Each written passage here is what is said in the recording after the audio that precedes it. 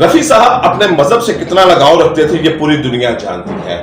نماز، حج، روزہ، زکوٰۃ کے وہ پابند تھے، اور ایک وقت ان کی زندگی میں وہ آیا تھا کہ جب وہ حج کر کے واپس آئے تو انہوں نے گانا گانے سے باقاعدگی سے منع کر دیا تھا اور نعتیں اور کلام پڑھنا شروع کر دیا تھا. اور یہ اس کے بعد لوگوں نے ان کو سمجھایا تو واپس وہ موسیقی کی طرف چلے گئے. لیکن وہ ایک کٹر قسم کے مذہبی آدمی تھے کہ جو اپنی عبادات کے معاملے میں بڑے سخت کار پابند تھے، اور ان کی لائف سٹائل میں یہ چیزیں جھلکتی بھی تھی.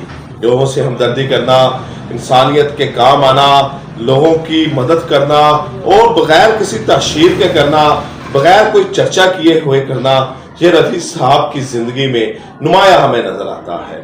کوئی قریبی ساتھی ہے جو مشکل دور سے گزر رہا ہے، اس کی مدد کرنا، اگر کوئی پھنسا ہوا ہے تو اس سے پیسے نہ لینے، یہ بے ہاں واقعات ہیں جو محمد رفیع صاحب کی زندگی سے منسوب ہیں.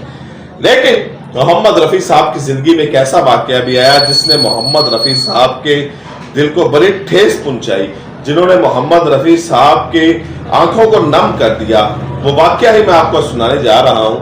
واقعہ کچھ یوں ہے کہ اندور میں ایک بڑی تاریخی مسجد تھی، پالسیا مسجد.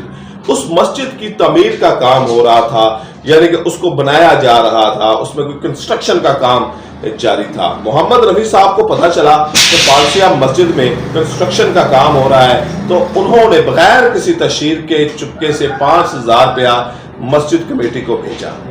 لیکن مسجد کمیٹی نے یہ کہہ کے پیسے واپس کر دیے محمد رفیع صاحب کو کہ یہ کمائی حرام کی ہے، موسیقی ناجائز ہے، اس لیے ہم پیسے نہیں رکھ سکتے. لیکن محمد رفیع صاحب کی نیت کا ان کو ثواب ضرور پہنچا ہوگا، محمد رفیع صاحب کے اخلاص کا ثواب ضرور پہنچا ہوگا، چاہے انہوں نے پیسے واپس بھی کر دیے ہیں. محمد رفیع صاحب کو اس بات سے بڑا دکھ پہنچا، بڑی تکلیف پہنچی.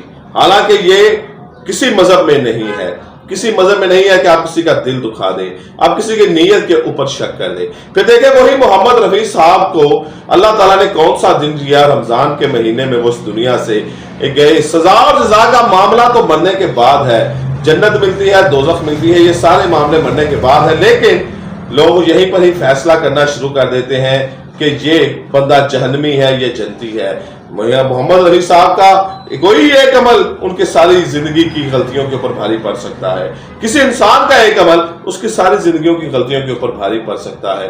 کیونکہ بطور مسلمان اللہ تعالیٰ نے تو یہ کہا ہی نہیں کہ حساب کتاب پر کوئی پورا نہیں اتر سکے گا. ایک عمل بھی اگر اللہ تعالیٰ کو پسند آ گیا تو اللہ تعالیٰ آپ کو معاف کر دے گا. تو ہو سکتا ہے کہ محمد رفیع صاحب کا یہ عمل ہی اللہ تعالیٰ کو پسند آ گیا ہو کہ جو انہوں نے مسجد کے لیے 5,000 بھیجا اور مسجد کمیٹی نے ٹھکرا دیا اور محمد رفیع صاحب کے دل کو تکلیف پہنچی. اگر وہ رکھ لیتے، 5,000 روپیہ رکھ لیتے، کسی کام میں اس کو استعمال کر دیتے تو محمد رفیع صاحب کی بھی حوصلہ افزائی ہوتی. بہرحال محمد رفیع صاحب کے ایسے بے شمار واقعات ہیں جو آپ کو میں اگلی ویڈیو میں بتاتا رہوں گا. فی الوقت اتنا ہی، مجھے اجازت ہے، میں آپ سے ملاقات اگلی ویڈیو میں کرتا ہوں.